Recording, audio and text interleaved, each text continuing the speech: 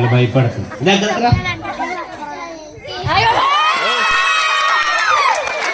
ఏంట్రా ఆలోచిస్తున్నావు? నా గురించి కాదు, విజ్ఞానరావు గారి గురించి. ఏరా ఇప్పుడు ఇలా ఉందంటే.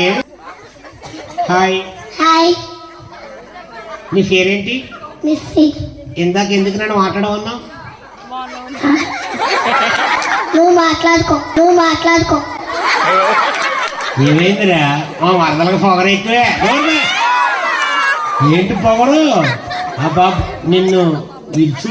నేను నచ్చానా? ఇది నచ్చాడా? అమ్మాయి సీఎం అయినా పర్వాలేదులే. సీఎన్న కూడా ప్రేమించేస్తాడు. అలా కదా